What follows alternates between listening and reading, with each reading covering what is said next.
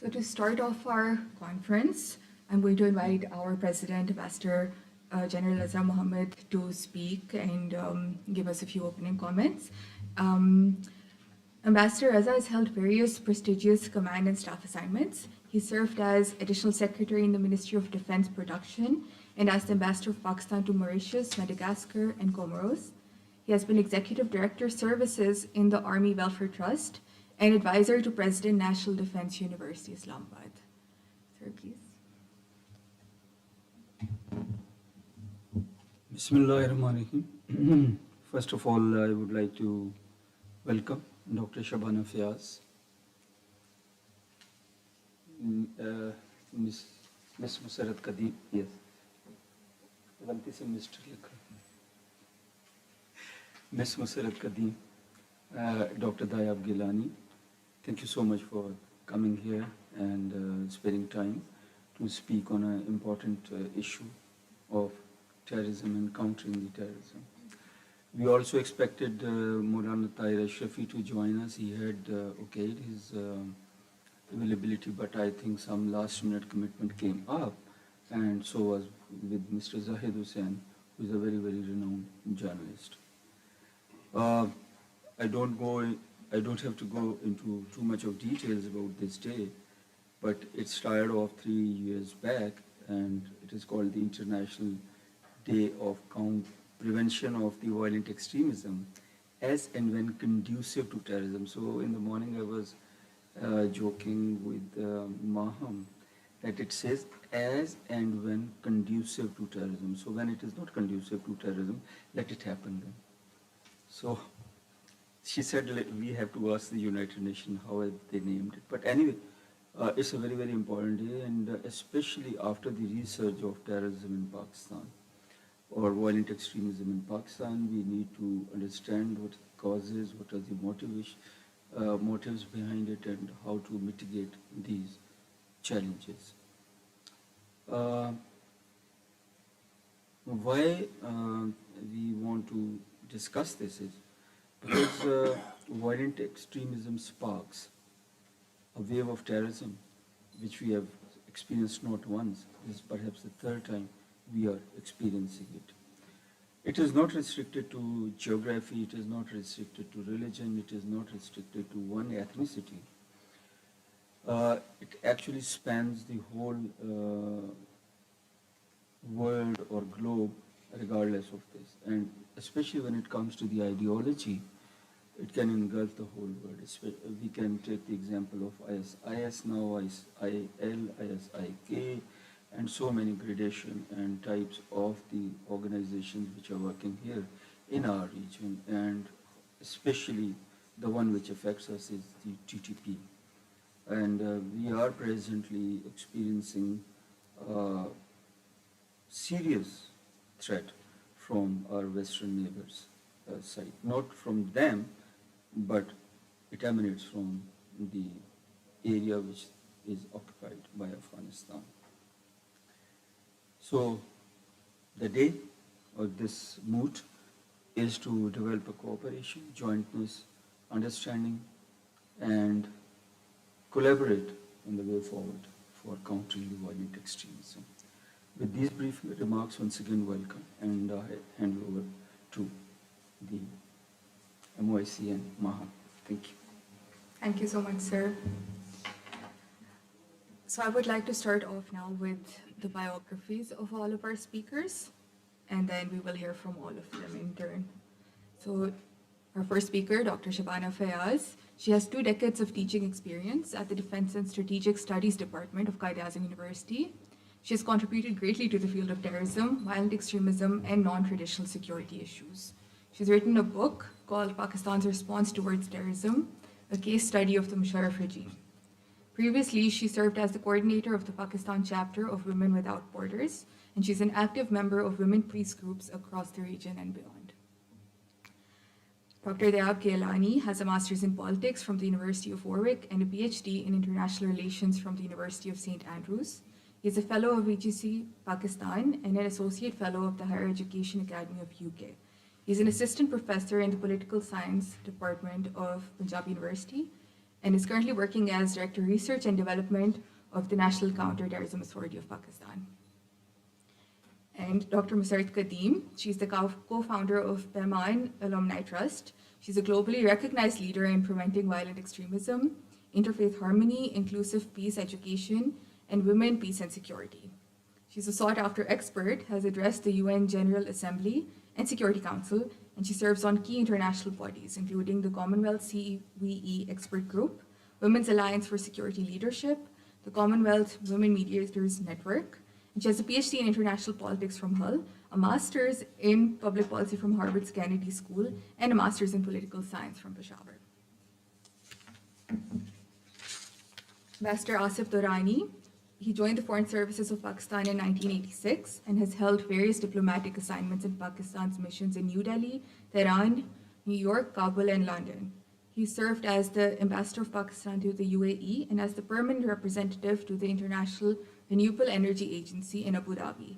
Additionally, he has served as the Ambassador of Pakistan to Iran and the permanent representative to the Economic Cooperation Organization.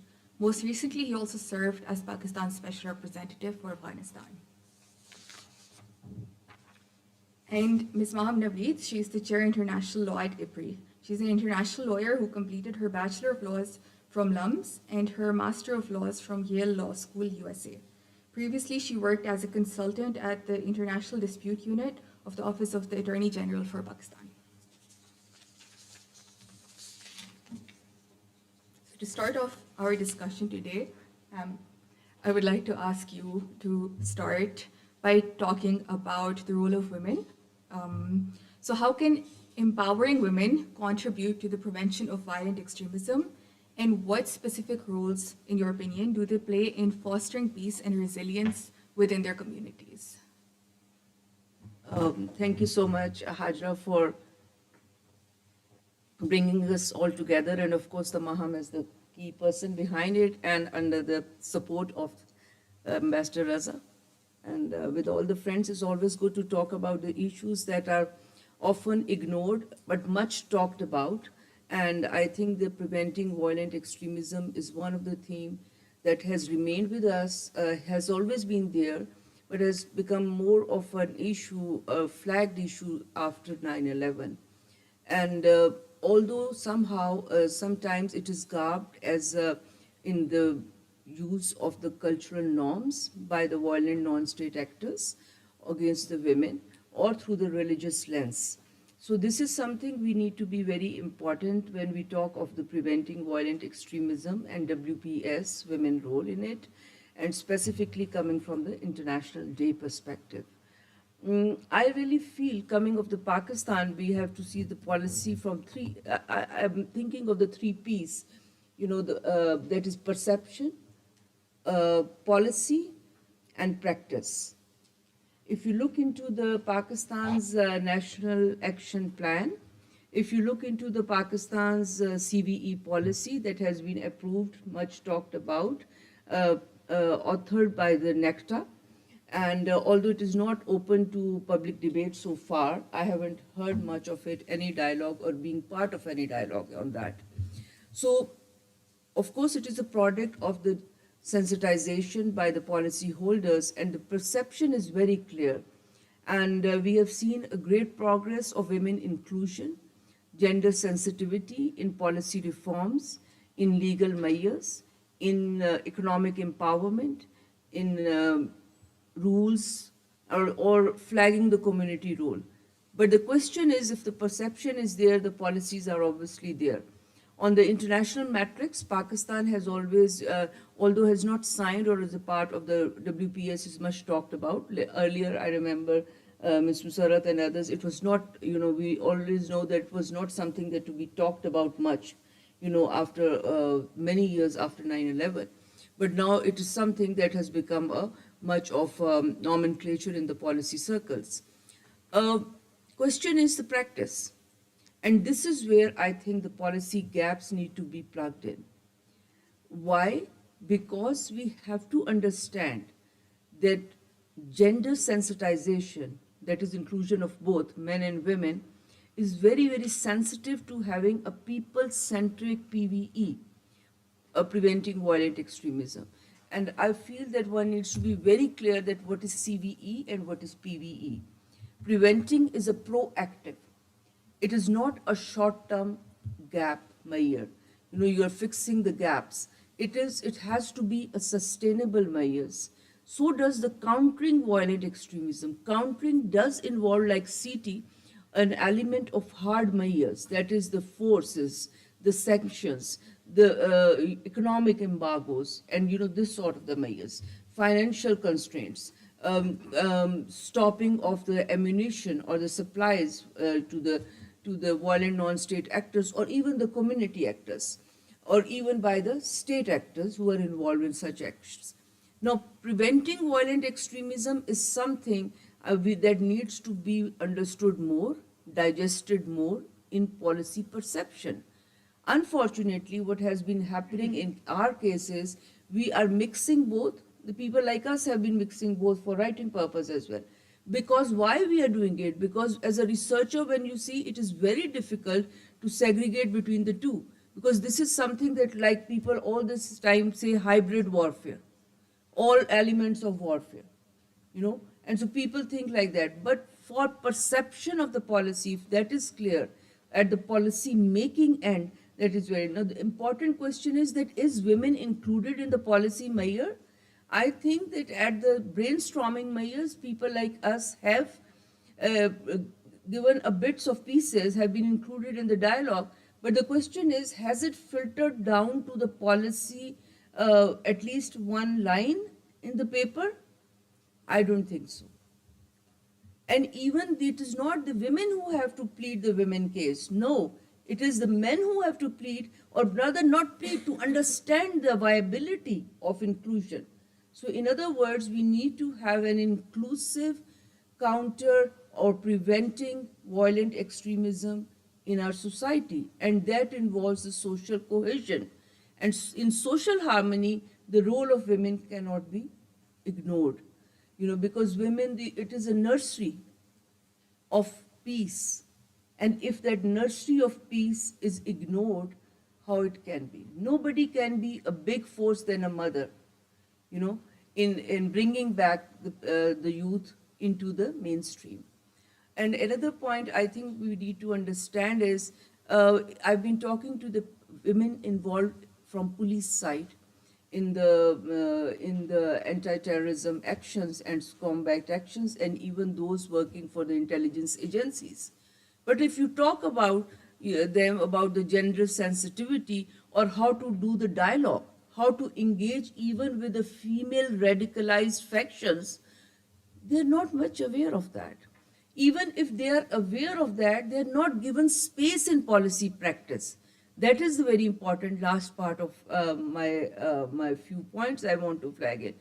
Because these are the organizations that needs women on the front, because we have to understand that female militancy, female radicalization, female involvement as the supporter, as the fundraiser, as the behind every scene, or even as the female suicide bombers. You have to understand that by once the girl explodes, you can pick up the whole family, but that is no use.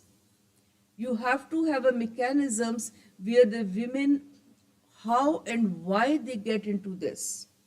This is very important. And the last point is the role of social media. I've been doing a research last year with Swansea University on CVE and social media. Dr. Raza has been very kind to give the support from the IPRI site as well for research purpose. What important is that if you look into the social media usage of female factions of the violent extremist organizations, specifically the TTP, ISIS, and even BLA and others, the specific magazines are coming out, even interviewing the Jamia Hafsa and others, And they are raising the crop. Fundamental role is crop of jihadis, the children of jihadis who are willing to sacrifice their life for the good, or the future after death.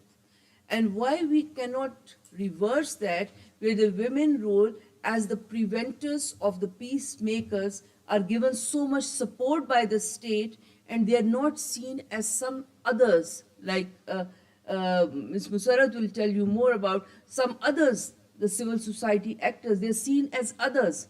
They're seen as carrying the agenda of the West rather than speaking of their own. So this sort of a gap at the policy perception, policy adoption, and policy practice, I think that needs to plug in. And last point I would like to say is there is a lot of potential, me being involved in teaching and research, and most of the research is on through empirical sources, because being placed in university, you are always dealing with the women and the girls from all across Pakistan, specifically Qaid-e-Azam University, and you can build a chain of connections of, talking to ones who have suffered, their mothers who have suffered, the ones who are trapped, and why they feel helpless. Because even the men need to be worked and they need to be gender sensitized. And this is very important. At the policy level, most of the people are very well versed with that. But imagine a policeman, imagine the one on the fields, will they be able to give a protection cover to their colleague as a women, or they themselves become an agent of threat to the female security? That is very important, specifically if they're working in difficult zones. So I think I'll stop here, and I'll thank IPRI for giving an opportunity to hear me out. Thank you so much.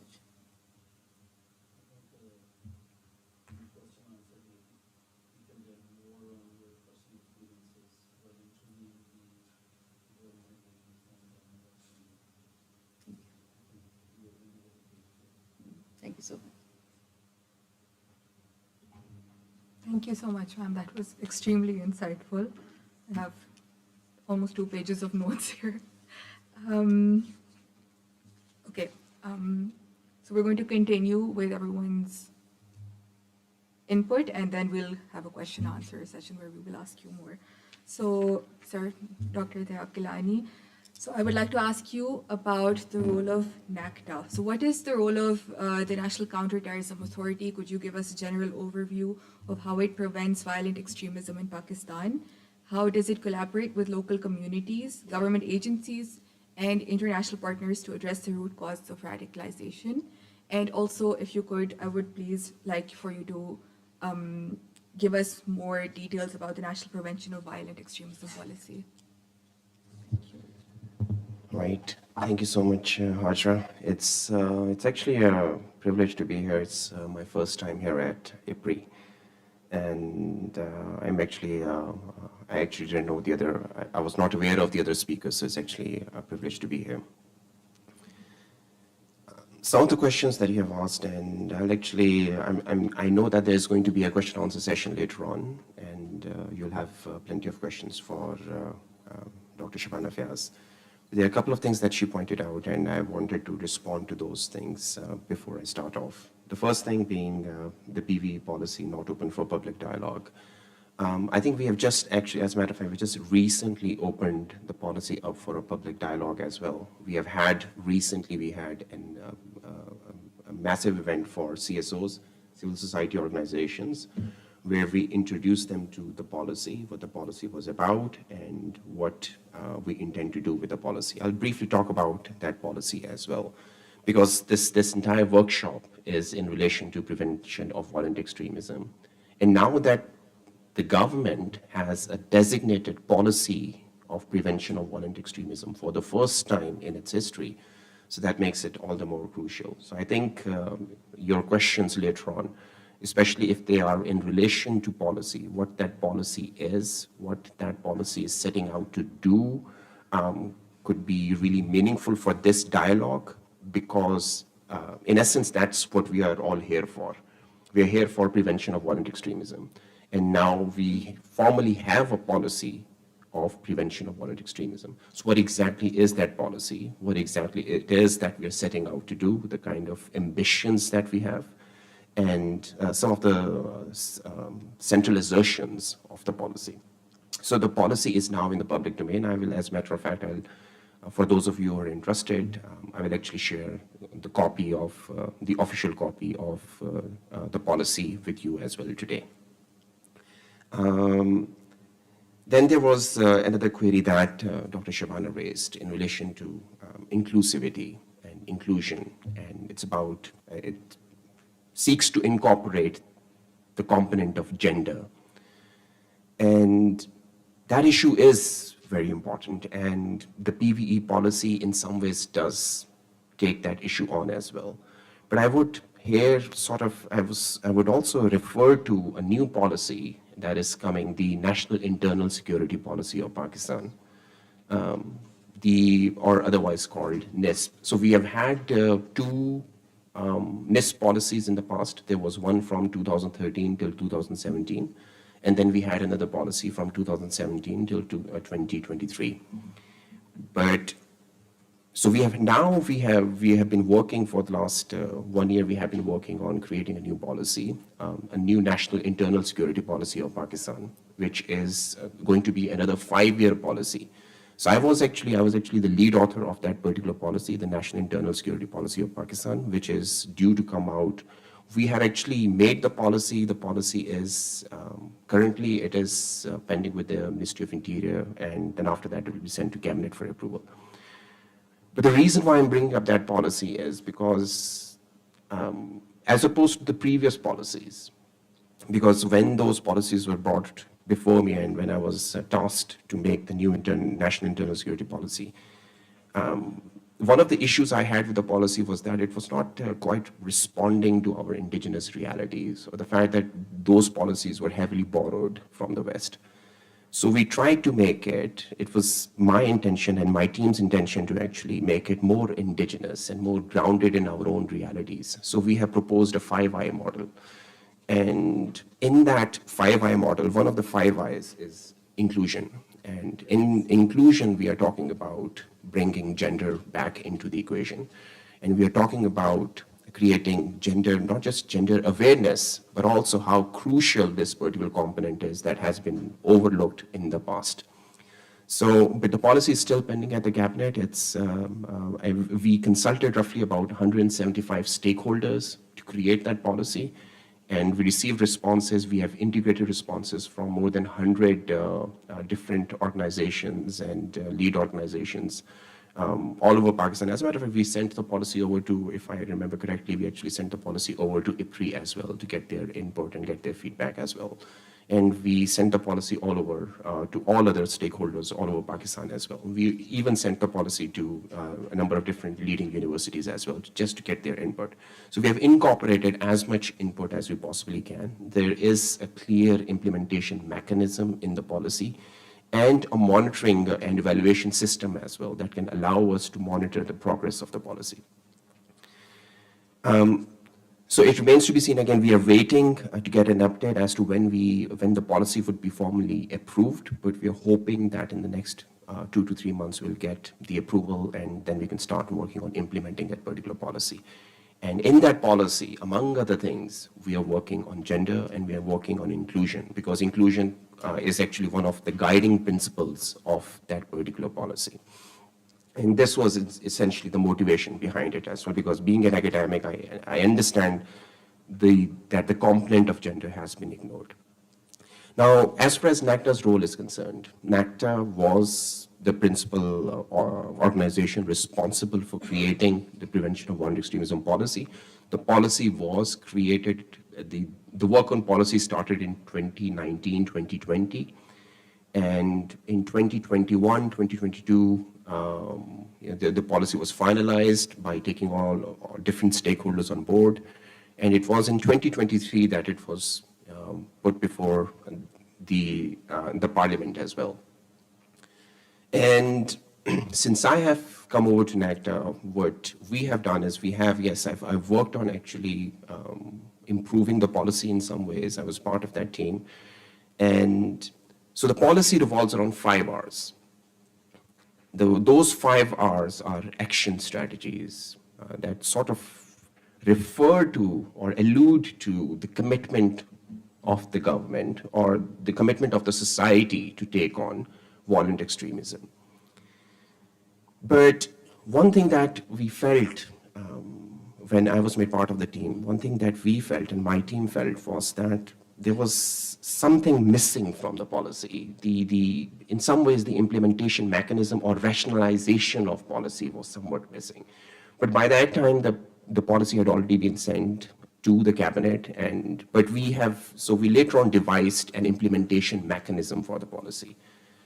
And the implementation mechanism talks about 5 C's, which will allow us to actually rationalize the policy and allow us to implement it as well. Now I'll just give you an idea of what those 5 C's are, because it allows you to understand the different areas or respective areas that we want to work on. To begin with, the first C is curriculum. So we want to work on curriculum because we understand that there are certain inherent problems with our curriculum that are in some ways prone to violent extremism. So we want to work on our curriculum. We want to in some ways revise it. We want to revisit it, which is the action that has been identified in the policy. And we have made an implementation mechanism for it as well. So the different kind of interventions that would be required over the years to improve our curriculum. The second C is communication. Communication because we live in an age of information and because one of the action strategies in the policy was reach out. Reach out refers to this communication strategy. But communication allows you to visualize it. It allows you to understand what the policy is setting out to do. So the second C is communication. So we want to work on information. We want to work on the different communication strategies in terms of reaching out to different communities. And in terms of, again, looking at the rise of social media, and which often does contribute in one way or another to radicalization or violent extremism. The third C is about community. And community, again, is, as Madam Mussarat Kadeem would highlight on this particular issue, community is at the heart of PVE initiatives. When you talk about prevention of violent extremism, one component that has been missing in the past is community. And by community, I'm talking about local communities, particularly those communities that are most vulnerable to violent extremism. So we want to target those particular communities, but we want to put them in the driving seat. And for all of this, the reason why we have had the first session that we have had on the PVE policy was with civil society organizations, because we want them to take the lead. That is in some ways my vision. That's the vision of NACTA as well, that we want to take the most vulnerable communities on board. The next C is care. Care refers to the duty of care by the state. The duty of care, and the reason why we have duty of care as opposed to somewhat of a hardline approach, is because we want to reimagine the role of the state as well, as opposed to just resorting to kinetic measures, as opposed to just resorting to violence or tit-for-tat violence. We want to talk about the responsibility of the state as the caregiver, as the care provider. So it's about reintegrating those individuals. It's about rehabilitation of the individuals that were previously radicalized, as opposed to just seeing them as black sheep who have no space in the society. So we want to talk about the responsibility. We want to talk about the responsibility of care for the state. And there's a fifth C that I'm missing that, Humayun, if you could just remind me of the fifth C. The communication I've already mentioned.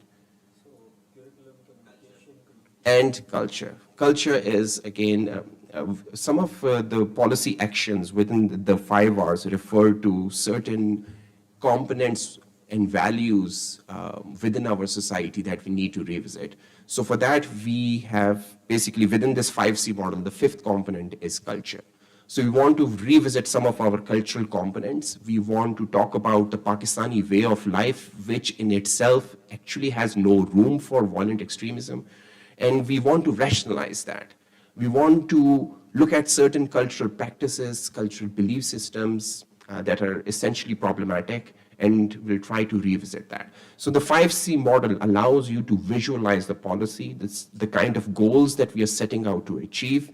And this is among the reason why I'm talking particularly about the PVE policy, as opposed to just referring to the role of NACTA. NACTA, for all intents and purposes, is essentially, for now, it's a policy-making body, among other things. And the fact that we have actually contributed to this violent extremism policy, and now we will be responsible for execution of the policy as well, goes on to highlight the role that NACTA will play in the coming years. I think I've spoken quite a lot, so I'll take some of the other questions later on in the discussion, because I think Dr. Shabana Fayaz has to leave as well. So I'll stop here, and we'll take the discussion forward later on. Thank you so much, Dr. Gilani. I would like to point out you didn't mention the 5 R's in detail. Is that something you would elaborate on later on? Thank you. Okay. Yeah, thank you so much for that. Very interesting. So, yes, Dr. Musayed Kadeem, who is a bit of a celebrity here. Okay, so I would like to ask you, how can civil society actors in Pakistan enhance their efforts to prevent violent extremism? And what strategies do you think they could adopt to better engage communities and promote resilience against extremist ideologies? So, in connection with what Dr. Kyab just said. Sure. Thank you so much. Thank you so much. Assalamu alaikum. I'm really glad that actually I'm speaking on this very important, crucial subject in April. So thank you very much for making me a part of this very, very important discussion. From where to start, it is very difficult for me, because I can always claim that we are the pioneers when it comes to preventing violent extremism at the community level. At that time, the concept of even talking about this violent extremism was non-existent in Pakistan.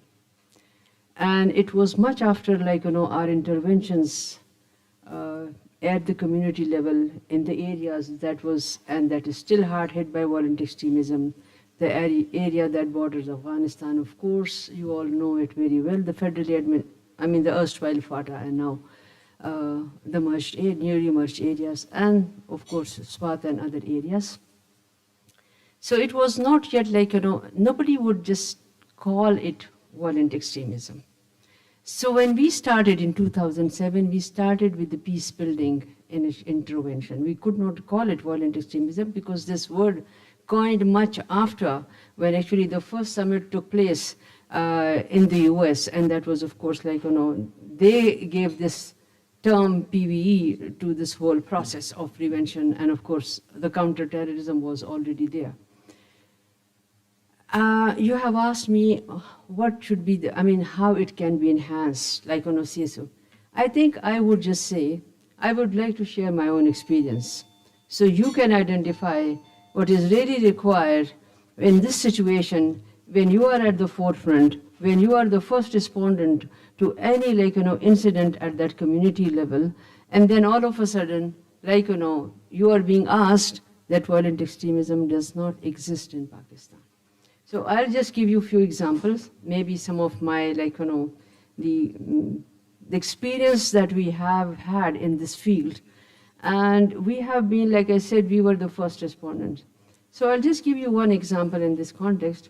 When we started this work, we did not know that the youth is really radicalized, that the youth is really bent upon to kill themselves and the others. So it was in 2009 when we got the first batch from SWAT, and we gave them the task to, okay, you go back and actually, you conduct this sort of an assignment. They came back and they said that it is unimaginable that how many youth are already leaving for that particular group. You all know them.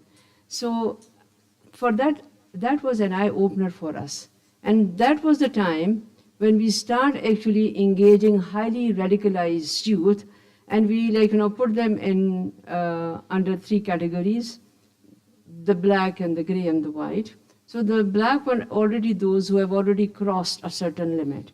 The gray were those who were already they have joined the violent extremist groups. That is I don't call them Taliban. You can ask me this question later on why. And then the white one were those have not yet committed, but they were like, sort of, they could be potential, like, extremists. They were vulnerable, they could be potential extremists. So when we were doing the de-radicalization, like, we started the de-radicalization process, and it's a process. People ask me how, you manage it. I said, you cannot do it overnight. Because, the people who worked on their hearts and mind is so difficult to be transformed and changed, in few weeks. So it really, it was a process. And in the process, we learn that all the root causes that are being identified by the West in particular, and by the people sitting in Islamabad or in Lahore and in other, parts of Pakistan without, going into the field. I've just, Madam Shabana just said that we are, doing the primary research. So we were there in the field and came to know that all those root causes that are being identified somewhere else, and even in Pakistan by the researchers, they have nothing to do with it. Swat was extremely poor. FATA remained under poverty, unemployment, lack of opportunities had always been there. So what was actually the root cause that, instigated these people to kill others than themselves? So you can ask me who were they, what is, in my opinion, the root cause. Now coming back to the CSO's intervention, how that can be enhanced. First thing that I really would like to put here, and I think that should be the highlight of your discussion today. There is a huge gap between the state and the community workers or people like us who are working on the ground. Instead of taking us as their eyes and ear to feed into their policies, they actually neglected it throughout the discourse on violent extremism and prevention of it. I'll give you an example. In Netherlands, rather in Rotterdam, it's a city, of course, you all know, in Netherlands. Somehow they came to know that we are doing a community-based de-radicalization. It is not like Sabaun or Rastun or Michelle.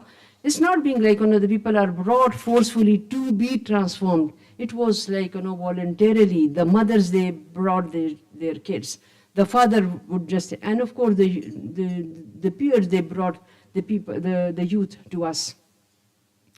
And that was a sort of a community-based transformation and de-radicalization. We could not call it de-radicalization because of the sort of the challenges that were associated with it. So we call it transformation, positive transformation, rehabilitation and reintegration. So they invited me and they asked me what is actually the success rate. They knew the success rate. They did not invite me just for the reason that I'm doing it. No, they already had done their homework. This is how actually people work at that level. If they are really serious about an issue, they would do their homework. Here we don't do our homework. So I just shared this is how we do. Okay, they said, please can you give you can you do this with us? I said, this is how you're supposed to do it. The mayor of Rotterdam was actually a Moroccan, originally by birth. He was from Morocco.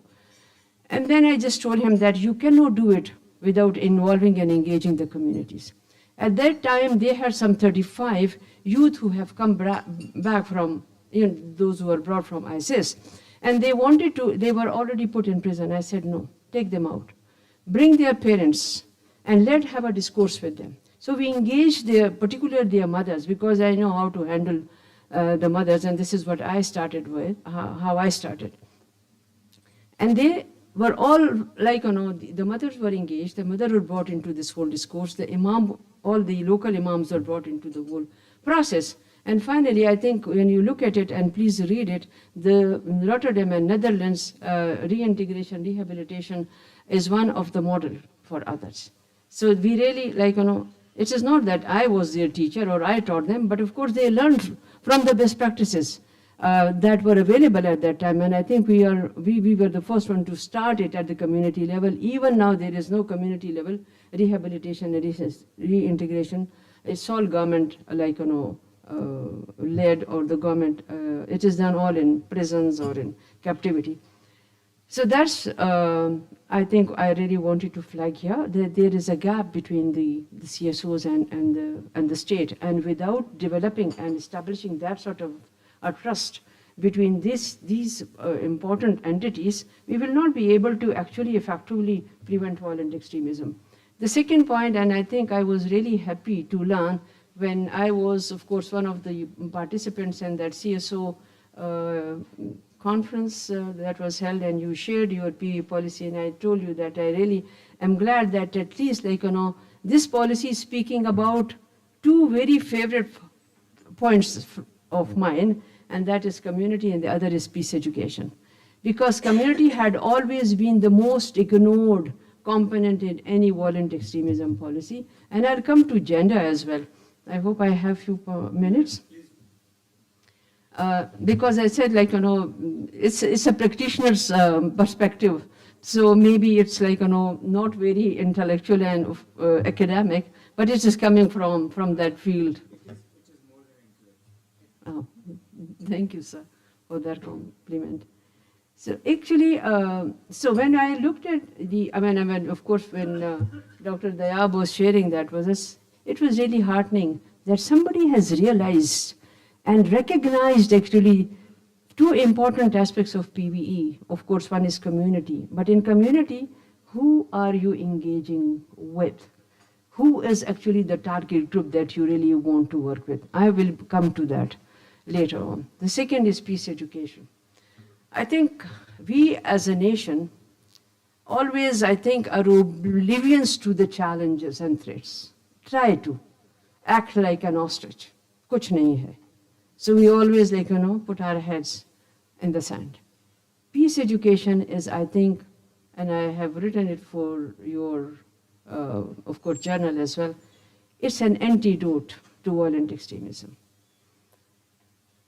Because whatever type of activities, interventions we are doing, whether that is in the form of 5, 6, 7 military operations, the kinetic force that we have been using, even today we are using the same kinetic force in those areas. Without understanding actually the root causes of that situation, we are using the kinetic force. Thanks to your policy that you have come up, and then I think it is more I would say community focused, it is people centric, and this is what is required in an effective PVE. So you have to have a whole of the state and a whole of the community approach to prevent violent extremism if you are really serious about it. Now coming to peace education, I'll give you an example.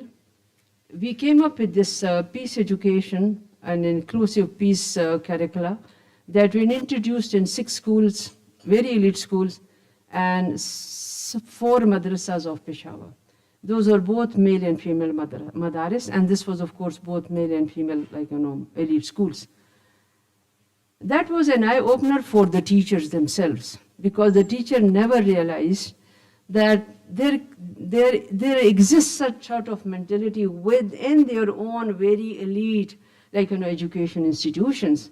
I mean, forget about the madaris, because we always blame them, but believe me, we de-radicalized 1,459 highly radicalized youth. Only out of those, only 5% were from madaris. The rest was from community. I mean, they were not from madrasa. Sorry, 10% were from madrasas. So when we try to bridge the gap between the two very distinct streams of education, that is the madrasa and the school, that became a model in a sense that the madaris teachers also underwent the same training, and we exposed them to the same curricula, and now they would just share their success rate that we have come to for the first time, that we and our students and these students and the teachers, we think alike.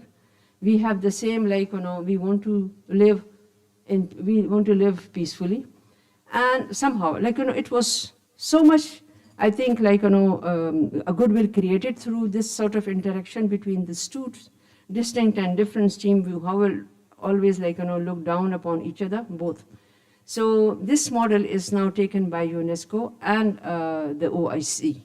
So, but I only shared my pillars with them. I did not want to give the whole curriculum, and there is a reason for it. That's my intellectual property, and I just said, okay, if you acknowledge, you put the name of my organization on it, only then I'll give it to you, because it is a Pakistani-based organization, so put Paiman Pakistan, only then I will like you. And they said, this is not our policy. I said, then this is not my policy as well. I'll just give you the 4 pillars. So anyway, the framework,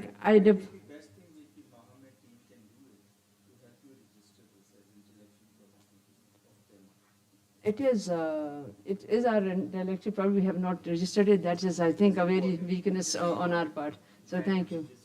Yeah, thank you. I would like to actually share it with everybody, who acknowledges it. Sure, definitely. Thank you, thank you. So anyway, it is adopted now, and it is in 4 countries it's already adopted. In Nigeria, in Tajikistan and Armenia, and in Kenya. Pakistan में इसलिए कि we actually अब क्या हम आपको कितना how much we complain we can come. We did a lot of advocacy on this. No, with the government of Khyber Pakhtunkhwa, because we wanted to them to make it a part, not of the curriculum, at least make it a part of the extracurricular activities that are complementary, reading material. Punjab adopted it. When Shahbaz Sharif was the chief minister, I had a sort of a meeting with him, and he instantly went with the idea of making it a part of the complementary reading material, and now most of our case studies are a part of the Punjab curriculum as well. So that's being done, but it is partial. You really need to take it full stock of it, how it is done, who should be trained, who should be and what should be the content. So it's important. So thank you, I think, making it giving me another point to have elaborate, discuss it here. Regarding the, enhancement, what is required? You really need to engage, I think, the state and, of course, both the civil society. They really need to have, a very, I think, frequent discourse on the needs, the early warnings, the situation on the ground of, particularly of those communities, of those, areas where violent extremism prevails. It's not that it does not exist. I call another term, it says there are 2 types of violent extremism. One is obtrusive, you can see it. You can see it through the use of through the show of weapons and stuff like that, and in the beards and in the attitudes and in the behavior. But there is something that is called the hidden, the unobtrusive one, and it's this one. That's the mindset. 99% of us are those unobtrusive extremists.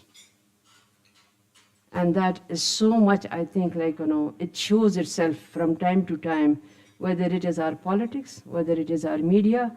Sabse behtareen anchor wo hai who can actually, she or he can speak at the, at the peak of her voice, takes it out from the stomach.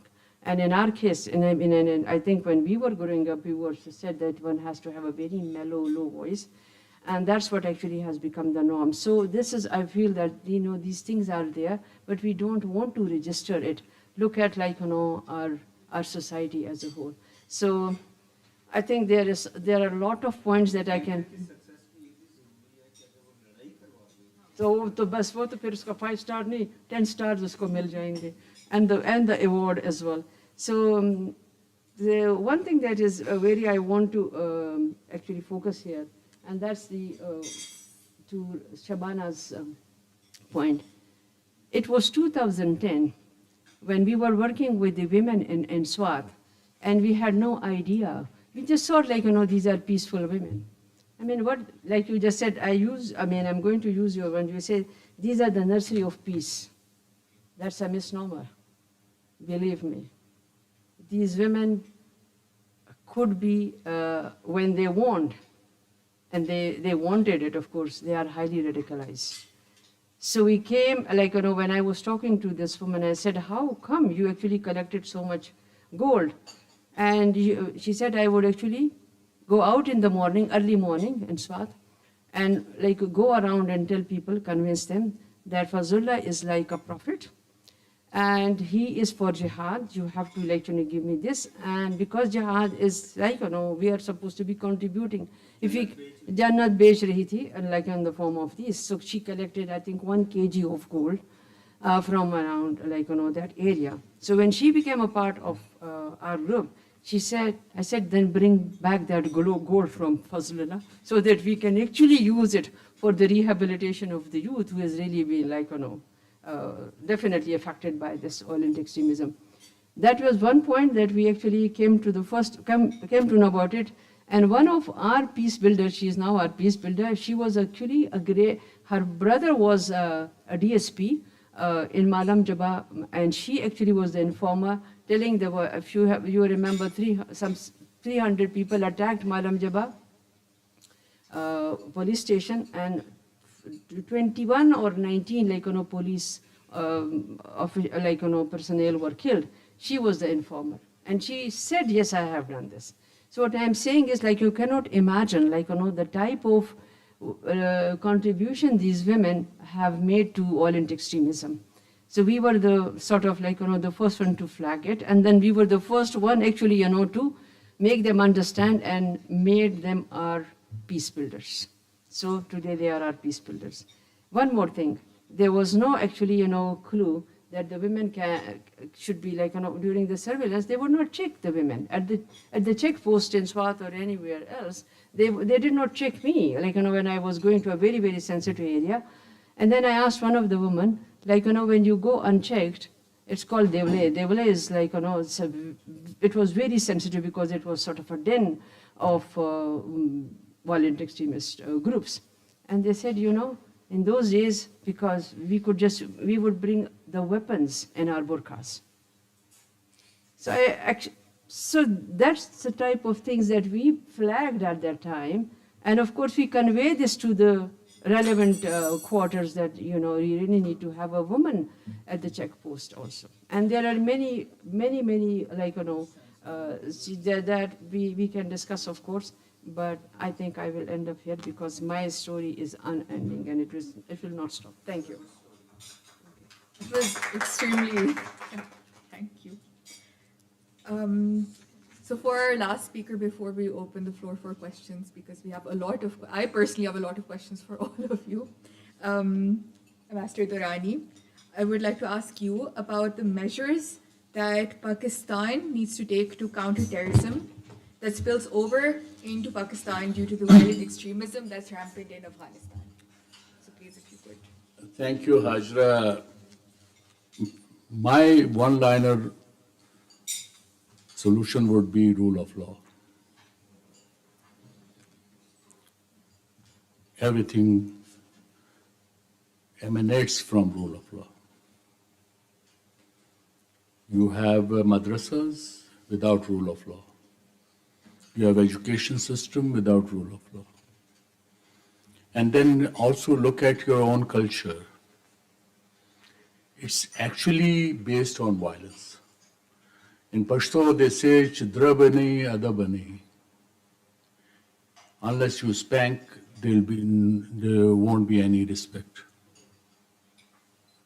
And then we also recall that parents taking their children to school, telling the headmaster, कि गोश्त आपका है हड्डियां हमारी. This is not something we have to eulogize, but this is also a fact of life. Look at the schools, the kind of violence perpetrated.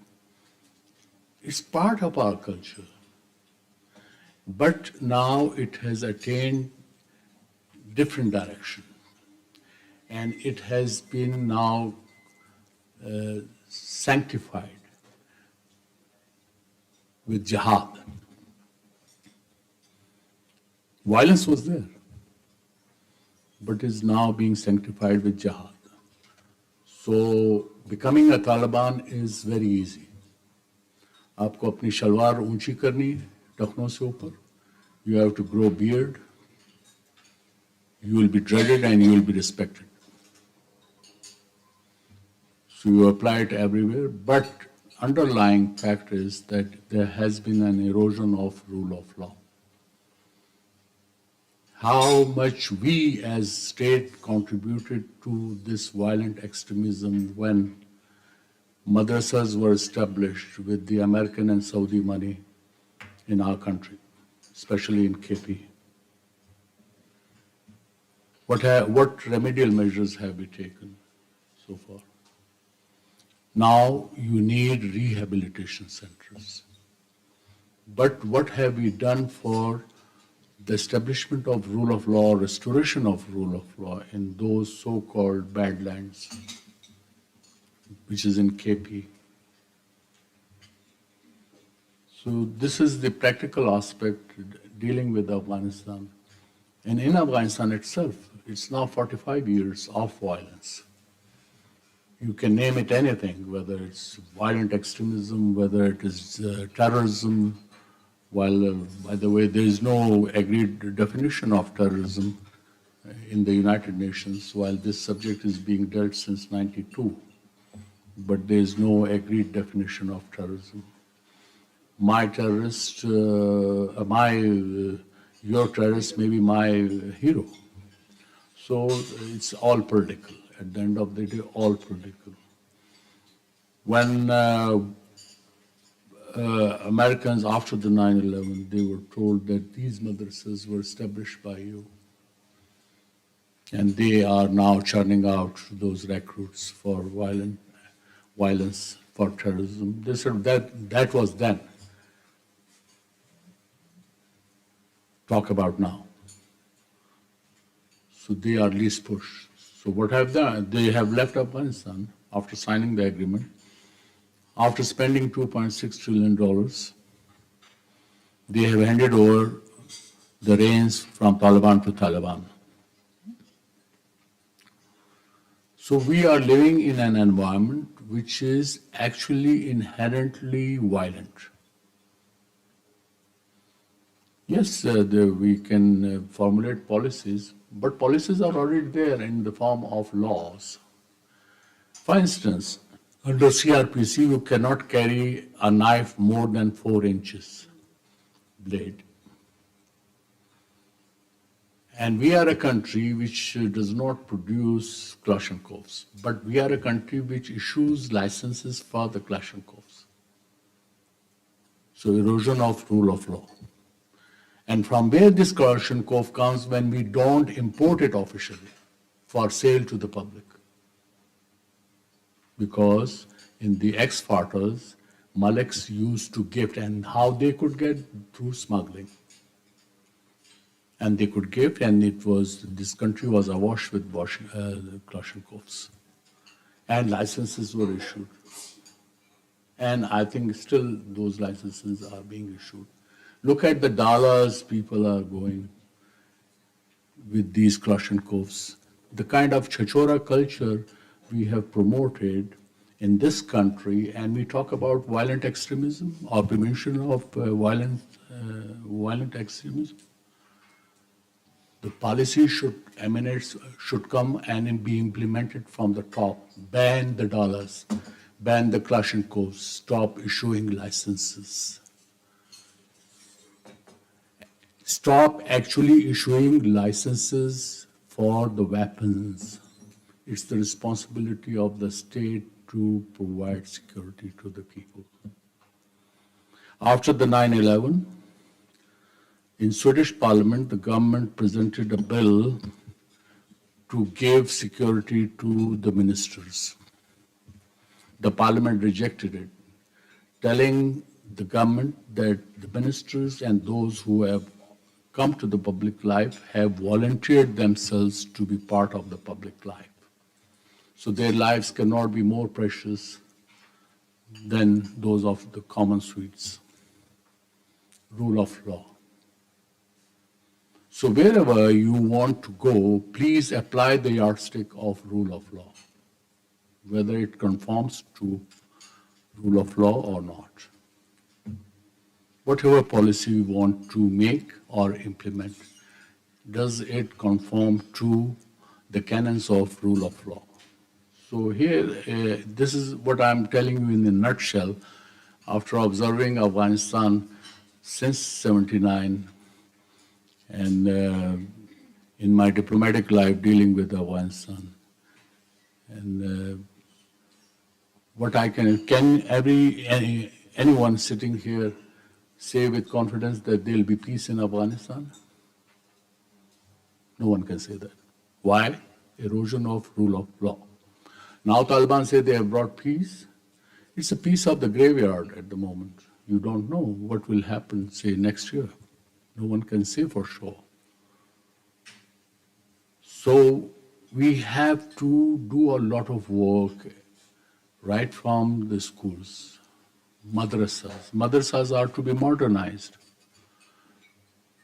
Make them schools. Mullahs are to be taught other subjects also.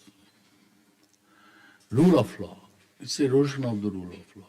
What happened to these madrasa reforms and all that act? It was a joke with this country. I mean, you will be, in fact, we are just going for the firefight in rehabilitating people. We are not addressing the root causes to address the phenomenon of, or the curse of violent extremism. So it has to begin from home. My granddaughter, when she was 2 years old, she was told not to throw the chocolate wrap on the floor. She has to go to the dustbin. So that is the rule of law she has applied on herself. But I could see people in luxurious vehicles and throwing banana peels or, these. So you have to teach them. The society. No one observes zebra crossing. This shows our violence is quite blatantly at display on our roads. Well, they may not be violent, but their actions are quite violent, intimidating. So these are the things I think from a diplomatic perspective, when you go around, and then another interesting study we will see. The societies where you have rule of law, you have less violent extremism. And the societies where there is erosion of rule of law, you will find everything. And that violence is used for different pretexts, either on religious pretexts or ethnicity pretexts or whatever you can use the suffix. So here my humble submission, as I started by saying that apply the rule of law, that is the remedy, I think, and laws are already available. Laws are already available. You don't have to go back to the drawing board. Everything is available. Thank you. Thank you so much, Ambassador Durrani. So that concludes our initial discussion and input from all of our speakers. I would like to open the floor for questions. They could be generalized, they could be targeted towards a specific speaker. If anyone in the audience has a question, please. Anji. No, it's not sort of question, but I'm practicing doctor, belongs from FATA. I'm a son of a tribal chief. As the ambassador said, that Malaks are interested to get Kalashnikov corps. So we were having guns, everything, but we never used against any person. That was for self-protection. Like when I was a medical student, in my village, a garrison was established by Pakistan Army. That was of the Rasul Siaf, and all Arabs were there. They gifted me so many things. One day I asked from an Arab that you are telling me that you have done PhD in economics from London School of Economics. What you are doing in my village? It's a very remote area and I'm not coming to my village. What you are doing? He said, he replied me, no. And he said, I will say it. So it was not my nursery. We were very peaceful people. We were having communal system, that is Jarga. I mean, right from Islamabad, I used to travel at night to my village without any fear.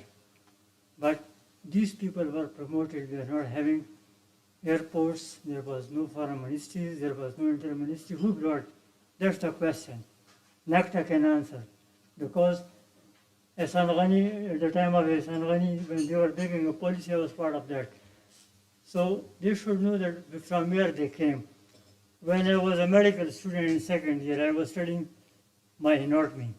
A person came to my hujra to see my father with a turban, small pashto, little words. Oh, this is not a good book. Give it to me, I will teach you. So, like my background was Care College, Kohart, then Khyber Medical College, for me, there was a very, strange thing that a person with a turban, having shalwar kameez, coming for jihad, teaching me medical. I said, no, this is a medical lines is not an Islamic book. He started laughing when he started teaching me that scapula, upper limb, trapezius muscle. I was surprised. He was so talented. And that was Ayman Zawahiri. Just imagine. And the other person sitting, that was Osama bin Laden. So one of my cousins after 9/11, he was laughing that we didn't knew that they are so rich people, other people who have kidnapped them for the money.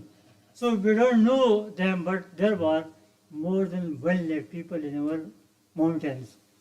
Even when people came to my father that why you all Malaks give this garrison area to the army to establish for Afghans, because they're cutting forest. You have to pay us.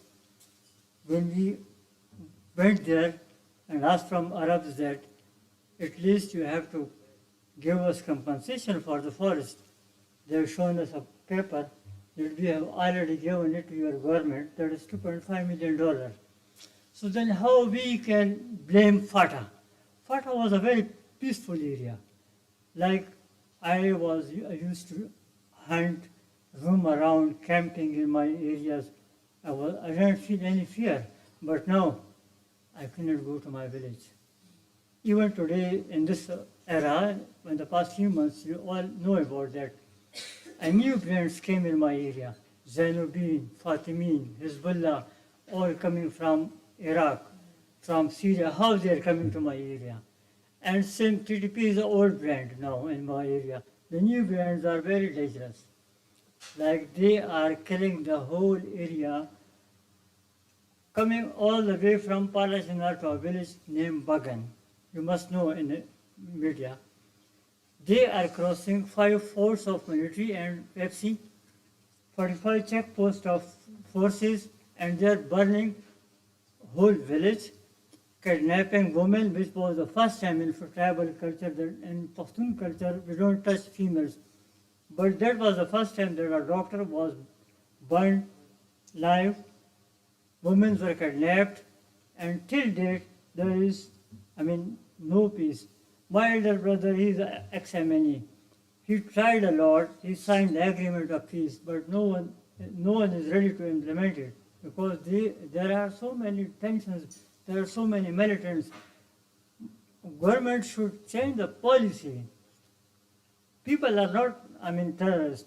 It's the government. They have to change the policy of these dollars and these. They are taking this people like slave, not like their own country people. They just use it for their purposes. Like, as the ambassador said, one day that person was a very good person. All of a sudden, after 9/11, all of them became evils. So we didn't make it, but then we were blamed that this is Pashtun, this is tribal people, they are doing this. See Swat. Swat, the most peaceful people in Pashtun. In 2006, we were having a workshop of primary health care in Serena. So Mia Aurangzeb came to meet me and he was offering me a lunch to you and your colleagues. We were during a discussion at his home. I asked him that, Mia Saab, you are a powerful man of the area. Why this was the Mawla is sitting here just across the river? He started laughing that, look, if he can run FM radio, I mean, that is 65 kilometers radius. And I tried a lot. I requested Deputy Commissioner, Corps Commander, but I cannot stop. You mean who is supporting them? It's very clear. I mean, there is no, ambiguities in this. These things are clear. The only thing which he identified that it should be rule of law.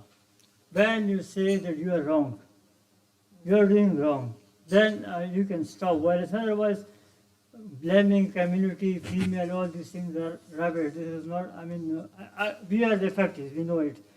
I came here not as a, speaker, but as a participant to learn and see you. Thank you. Thank you, sir, for sharing your experience with us. Yes, Dr. Dab. I think there's just a couple of things that have been pointed out, and Ambassador Durrani pointed that out as well. So I would actually like to respond to that. And I think this perception somehow that, as far as the National Counterterrorism Authority of Pakistan is concerned, we are a non-kinetic body, and as far as NACTA is concerned, and in particular, as my job is concerned, I am Director of the Research and Development Wing. I am, for all intents and purposes, an academic. And What do you mean by a kinetic body in this? it's a non-kinetic body in terms of the fact that it doesn't carry any arms. We are just focused on soft approaches. Okay. And that's where PVE policy comes into play as well. So often at times the criticism directed at the government is in many ways justified insofar as implementation of rule of law is concerned. I completely concur and agree with that. And I agree with Ambassador Durrani that we have assumed somehow the role of firefighters. And I strongly oppose that, and I think that's been one of the fundamental problems and one of the leading problems insofar as addressing violent extremism and terrorism in the society is concerned. Because as opposed to being firefighters, we need to assume the role of students of combustion, where the fire started, how it started, and that's the role that we should have taken. And as an academic, it's very important for me. This is a point that was actually raised by Madam Musarrat Qadim as well, that there's that we use kinetics without understanding the root causes of violent extremism. And that's been one of the fundamental problems. We don't quite know what the problems really are. We don't know the ground realities. As an academic, for instance, to give you an example, I have on numerous occasions, in the past, I have been denied access to FATA or remote areas, or for that matter, even when I would go to Balochistan, I was told that, these are the people that I can meet, these are the people that I cannot meet.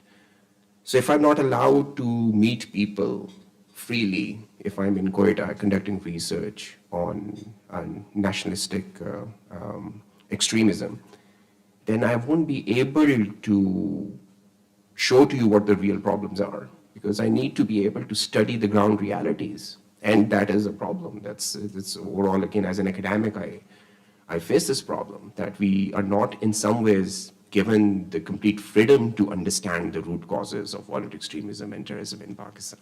And that, in my capacity, I try to work around it. And there are limitations, of course. Again, we live in Pakistan. We understand that there is an inherent political crisis. There is an inherent social crisis as well. But we have to work within that domain. And I try to do, in my capacity, whatever I can. And I think the kind of policy initiatives that are coming, the policies are not just guiding principles or guidelines, but they come with an inherent monitoring mechanism as well. How we are going to monitor the implementation of this policy. And that's something that we have spent time on. And even if, as far as the guiding principles are concerned, if the guiding principles take account of ground realities and have built-in provisions where you acknowledge some of the inherent structural problems that exist in our society, they can go a long way. So if you're talking about the new PVE policy, or if you're talking about the reason why, for instance, we felt the need in the R&D wing, we felt that because the policy was made before us, the PVE policy was made before us, but we felt that there was something missing from the policy in terms of the different thematic areas, in terms of implementation of the policy, because the 5 Rs are action strategies. They don't quite allow you to visualize what it is setting out to do. So we created this model as to how it will help us implement and identify the exact areas of interventions required for preventing violent extremism in the society. So I am aware of it, and I think there is this general awareness as academics generally are concerned about these things, that we have to assume the role of students of combustion. And I think in the policies that are coming forth, this policy is it's just been approved a month ago, and right now it's going to be rolled out as well. This is where IPRI can play a very crucial role as well. Research, think tanks, they can take up the policy, they can relate it to the 5C framework that we have adopted, and how they can actually help implement this PVE policy and how they can contribute to the discourse on preventing violent extremism in society.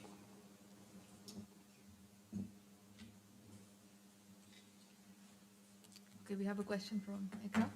Assalamu alaikum. My name is Ikra Banu Suhail, and I'm a research associate with the Chair International Law here at IPRI.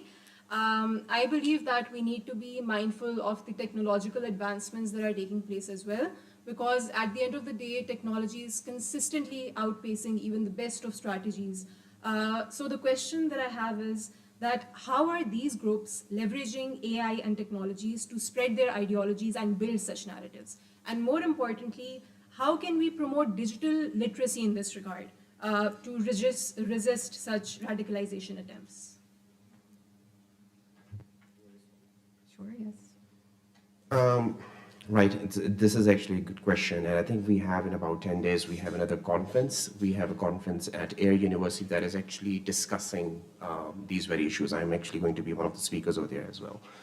And the technological innovation, especially in the digital domain, it is a massive concern. It is a massive concern because when you look at Tehreek-e-Taliban Pakistan, notwithstanding the ground realities and the absence of rule of law, which I completely agree with, are crucial components, and the fact that we never actually understood the root causes which allowed the group to regroup itself, but the fact that it never went away. But if you look at Tehreek-e-Taliban Pakistan and the manner in which it has in some ways reinvented itself in the digital domain, there's an ideological reorientation of the group. There is substantial narrative building. For instance, Tehreek-e-Taliban, they issue a narrative roughly about every month. You will come across a different narrative, and they have different new platforms that they utilize for propagating those narratives. And those narratives are actually quite appealing in some ways, because one of the exercises that we do at NACTA is actually provide an alternate narrative to the kind of narratives and discourse that is being generated and being produced by terrorist organizations like Tehreek-e-Taliban or ISKP. And those narratives are rooted in either religious ideological thought or ethnic ideological thought, but the kind of references that they use, the kind of scholars that they're referring to, goes on to show that they know the kind of audience that they're trying to attract, and that the group itself has reimagined itself as well. It understands the significance of spreading a message, a political message, for instance, the manner in which they have targeted the religious political parties in Pakistan, because they felt that there is a space within the society that they can exploit, and they have built a fairly effective narrative to those religious organizations, religious political parties in Pakistan that resonates strongly with a lot of people. So it becomes our job to actually provide a grounded and intellectually grounded, a conceptually grounded alternate narrative to those organizations. Because when this issue was brought before NACTA in terms of TTP reinventing itself, coming up with a new media strategy, so to speak. So reinventing in the sense that this kind of narrative propagation did not exist prior to 2021. It's not. There are. I'm just talking about how the ideology of the group, the different factions of TTP as well, or how ISKP, for instance, how they're actually utilizing media to actually reorganize themselves and try to distance themselves and try to distance themselves from other extremist, religious extremist groups. For instance, TTP, there is a visible ethnic dimension to their ideology as well now that is coming through their different narratives as well. So I'm just talking about the kind of media space that is being utilized by these organizations to reorganize themselves. At the end of the day, you have to keep in mind that the technological innovation that has been most crucial in the last couple of years has been the digital revolution, social media in particular. And it is very crucial because it allows you to gain more recruits. The terrorist organizations, the analogy that we use is that they're like fish in water, and when you drain the water, the fish will die. And the problem with social media is that they are able to find that space or that water where they can just freely swim through. And it's becoming more and more difficult and more challenging as well. But one of the things to do is to provide a good alternate narrative. So if they are referring to, for instance, Ibn Taymiyyah, for instance, because Ibn Taymiyyah is a scholar that is very close to their heart as far as Tehreek-e-Taliban Pakistan is concerned. So my team, for instance, one of my team members is actually sitting over there as well. So I encouraged them to actually read about Ibn Taymiyyah and read his philosophy and provide an intellectually stimulating response to it, as opposed to a bogus alternate narrative that just becomes very repetitive and just talks about how great Pakistan is, or the Pakistani identities come together. No, we just try to respond in kind to those organizations. So it's a bit of a lengthy debate, but yes, it's an interesting point. Yes, please. Tehreek-e-Taliban, if you look into the Sunnat-e-Khala, the women-based social platform that was banned, and it came up with another three, Bint-e-Khala. And and it talks of there is no harm in getting married at the age of 12 or less than that. And that was one thing, and it was rooted with this not the child marriage, going back to our holy prophets and early marriage and all of that stuff. And then I think another important is the role of women, especially. As I've said, I didn't mean that women are nurseries of peace. They are nurseries of peace by nature, I still believe. That's why we were engaged in this project of Mothers for Change. But the project is how and why they become militants. And specifically now, in case of them doing research on the Baloch female militancy, and why the girls became, and the 4 case studies are being taken up there. And so they're well educated, they're well, in a good conducive environment. It is more than a religion. It is actually rooted in the vulnerabilities. It is actually rooted in the realization that we are living in a digital connective world and we are deprived. There is, I think, with digital thing, that what I found is that there is a digital deprivation.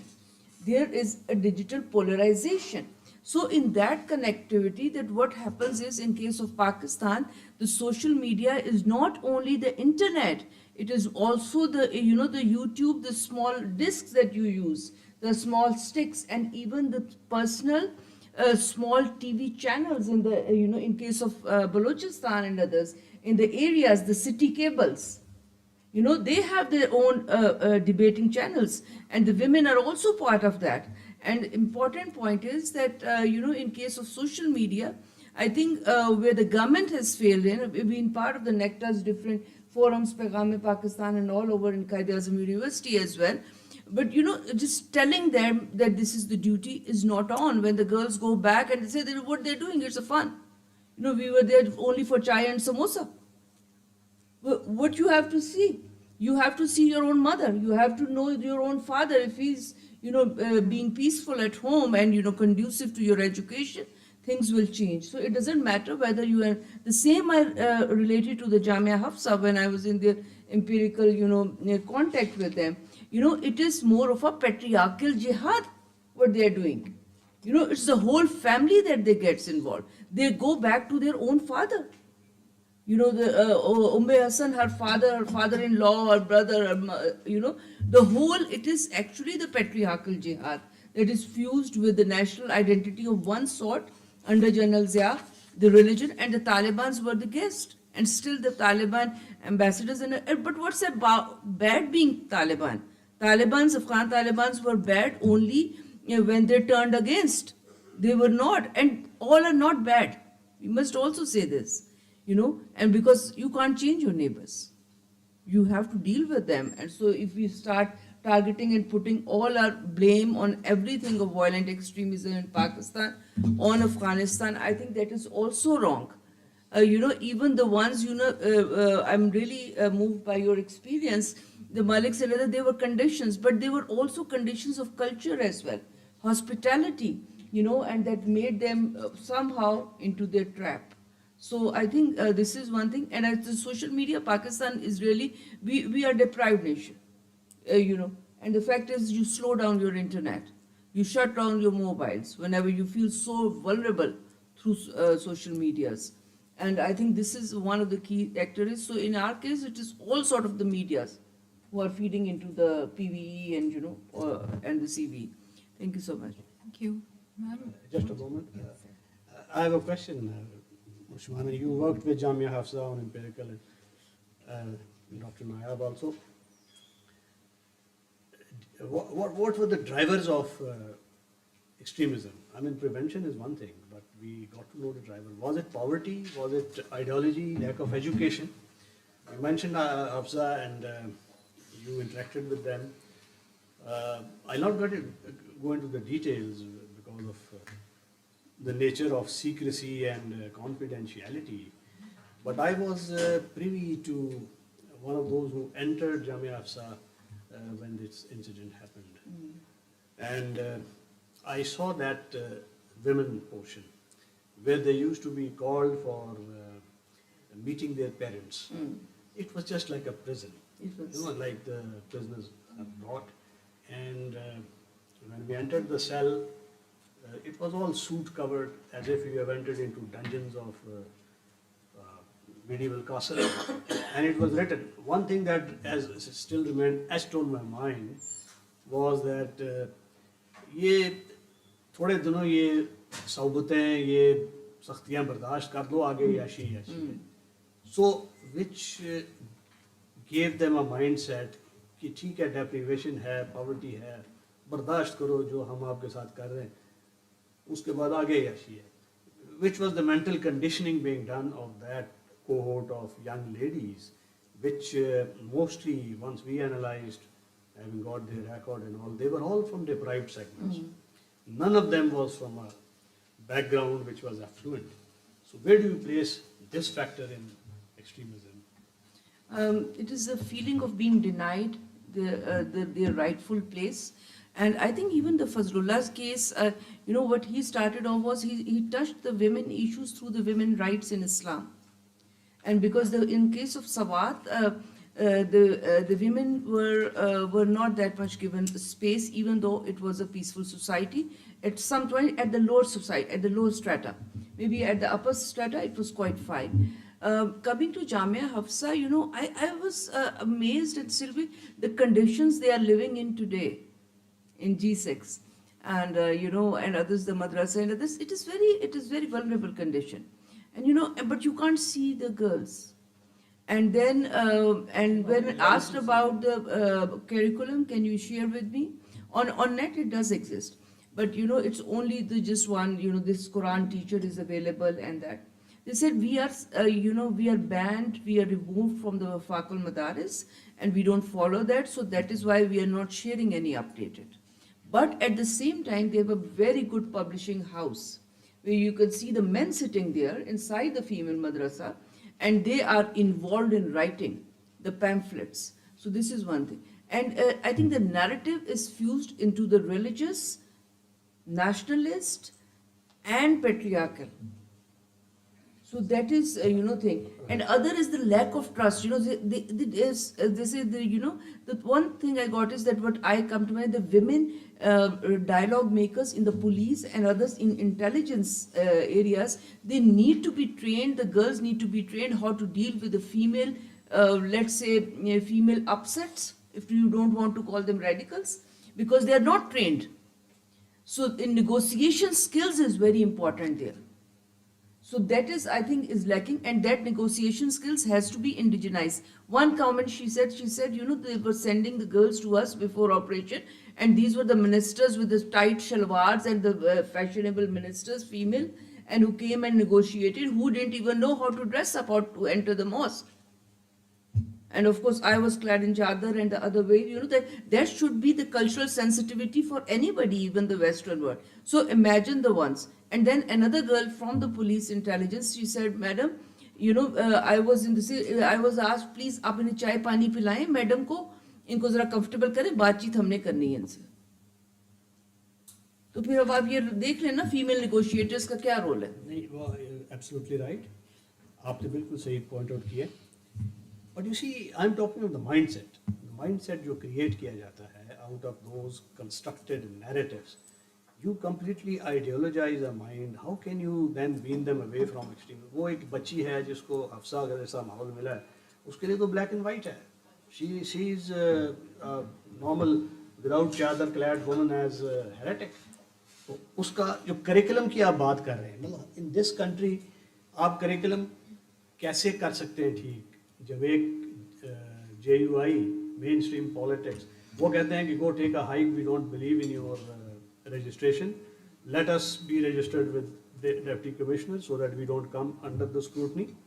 We don't do anything with our curriculum. We'll have so the kind of extremist curriculum they are teaching in their madrasas and having hold on their minds, the state has not been able to wrest away, and therein lies our greatest vulnerability. ये हमारा failure है, हमें accept करना चाहिए. जितनी मर्जी policies बना लें. I've been waiting anyways. I think one point that we really need to learn is those people whom we call vulnerable, why they are vulnerable. What is the reason for their vulnerability? Can the state respond to their vulnerability in significant way? You really have to actually give them an alternative. And that alternative is not only through countering violent extremism or alternative to violent extremism narrative. It is basically, it has to be there in substantive form. If there is poverty, are you giving them economic opportunities? If there is they are being called, you are not patriotic. So give them that sense of ownership of the soil. Because I think in our case, and I belong to that area, and definitely what we wanted to say, you have said it, so thank you for that. Basically, I think there is this, this blame game going on since 1947, that this particular area is does not own this. You really, once you start talking to them, they just said we are much more patriotic than those, who call themselves patriotic. The reason for that is that the hardship that they have been going through for the last so many decades, I think if that sort of hardship another region of Pakistan had been exposed to, it would not have been that much patriotic as today these people are. Everything that they owned, they had to lose. They were forced to lose, whether that was their house, their village, their community, their, you just call it malikship. Everything, I'm saying whatever they owned, they don't own it anymore. And it was taken away from them in the name of what? Security, operations, and whatever you call it. So all the maliks somehow were killed. They are no more there. And nobody can dare even talk of peace. I still remember there was this peace committee in Swat, and I was like, invited to this jirga to have a sort of a discussion with them, and 3 of them were killed before that meeting. That night, before the meeting, 3 of them were killed. So they just called me and they said, "Madam, please, don't come here. This is the situation." From that time onwards, we did not call them peace groups. We have our own peace group, it is called Tolana. Tolana means together. You Google it and you will find it also about it. The way, we have been operating, in those areas, I said, we really had to avoid all those radars and surveillance. So we had to come up with something new structures. That is one, I think, community-based, respond to violent extremism, that you really need to have some very trustworthy structures in place. That's very important for us. Coming to actually, the use of media, social media, AI, I just want to give you an example. Again, 10 years ago, it was the US State Department, which has had a section in the US State Department, and they were just they would keep an eye on everything that was coming from, whether the back, that ISIS magazine, or from the other, extremist groups magazine, and they would just respond to it, it would appear there and they would respond to it within an hour's time.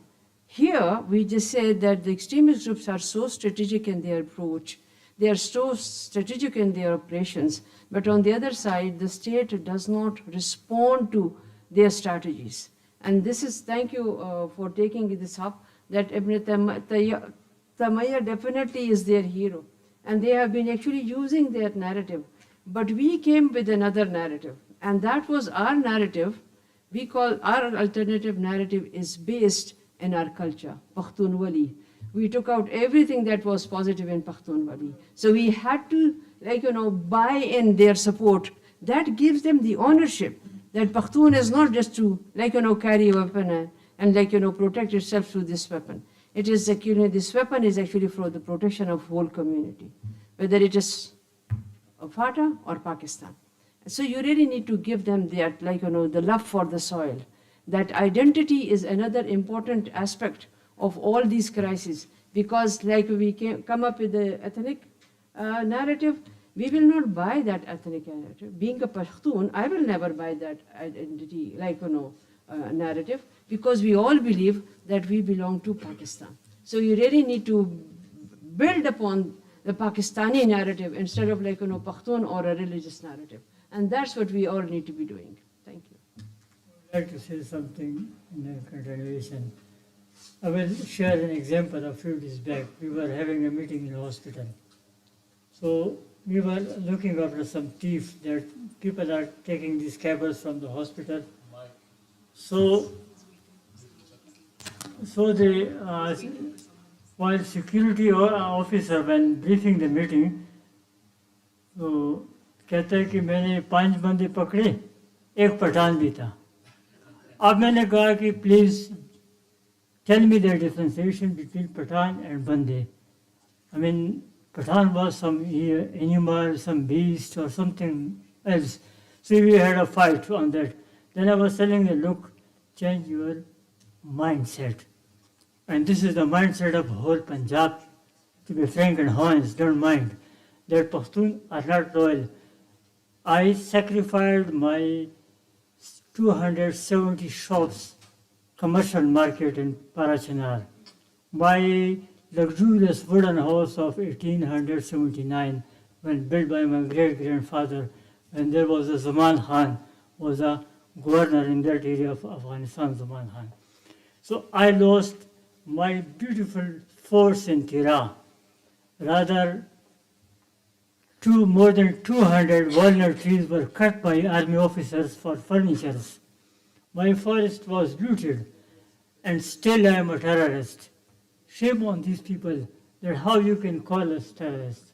So rightly he said that he is not allowed to reach their people so that he can talk to them.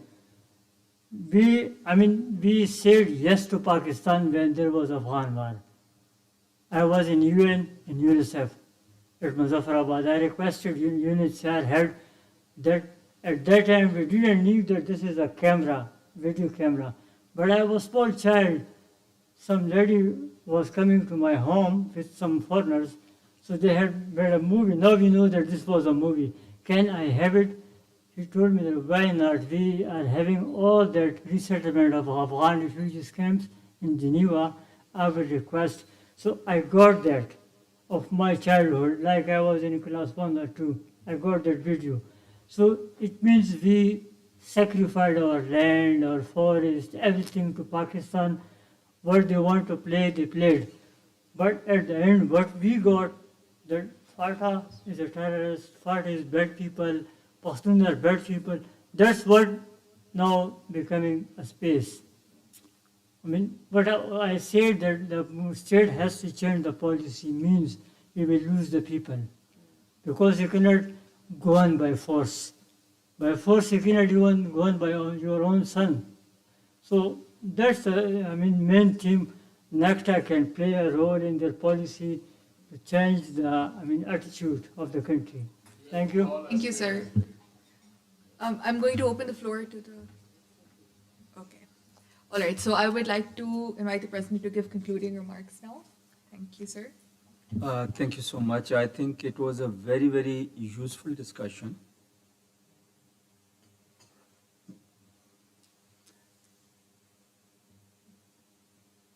Your permission. I think it was a very, very useful discussion. I'll begin from where Dr. Saab left. When we come to the Fatah's loyalty, people of Fatah's, their bravery, their loyalty to the land, their patriotism, there is no doubt in that. Today, whatever part of Kashmir we have, it is only because of those Lashkars that came from Fatah. And ultimately, they were backed up by the army, because army was not moved. It had a CNC who was a British, and he would not move them. So there is no doubt on the loyalty and patriotism. I think the mistakes which were committed, we cannot go into much of details, which Dr. Saab has alluded to. We have the benefit of hindsight. आज हम कह सकते हैं कि उस ज़माने में गलती हो गई. उस ज़माने में जब ये डिसीजंस हुए थे तो शायद वो लोग जो बैठे हुए थे वो ये समझ रहे थे कि हम जो कर रहे हैं बड़ा सही कर रहे हैं. हम दीन के लिए कर रहे हैं, इस्लाम के लिए कर रहे हैं, कम्युनिज्म के अगेंस्ट कर रहे हैं, अपने मुल्क को सेव कर रहे हैं. वो जो बफर है अफ़गानिस्तान का वो ख़त्म हो रहा है तो हम अफ़गान भाइयों को मदद कर रहे हैं और अफ़गान भाइयों को दुश्मन के या कम्युनिज्म के कब्ज़ा से छुड़ा रहे हैं. तो that was the spirit, but ultimately it mutated into something which is being faced by us today, even after the 45 years of that time. But I would say again, in broader terms, there is no tag of disloyalty or lack of patriotism on Pashtun community. Pashtuns are still major part of the Pakistan security forces and Fauj ke.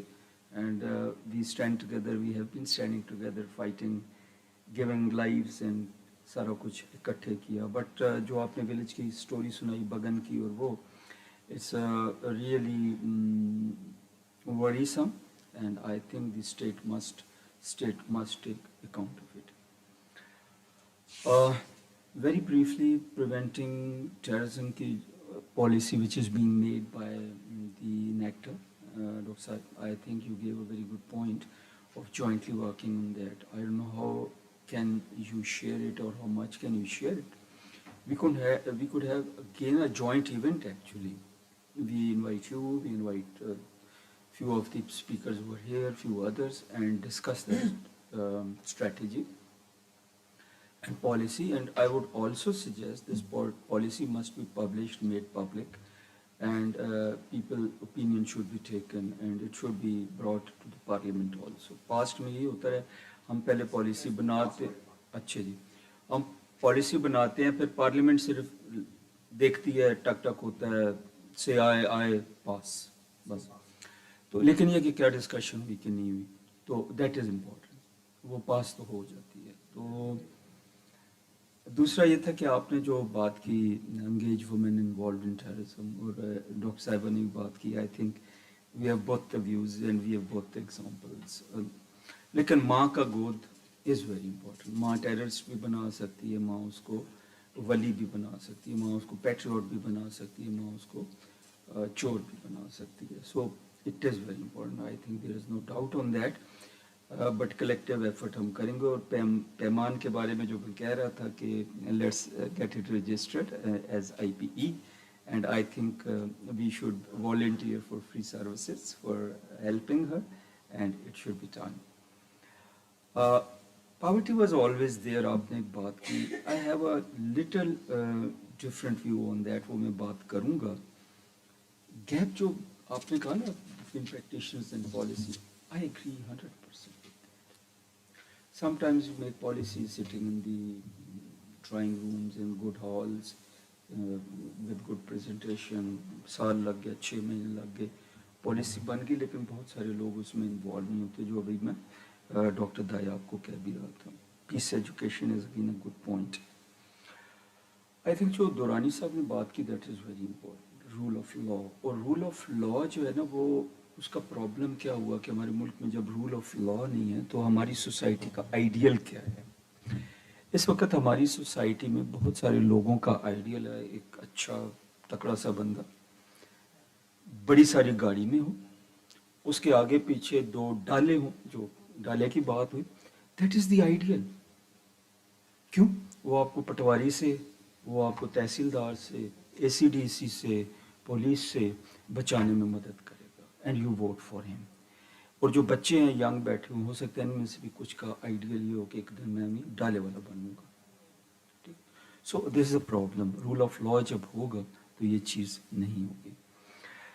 دوسرا جو ہم ایک inclusivity کی بات کرتے ہیں, I think that is very important. اور میرا جو ایک right from the day one after the 9/11 ایک سوچ رہی ہے اور آج بھی ہے, یو مے ڈس ایگری. Actually, there are 2 kind of people in this society.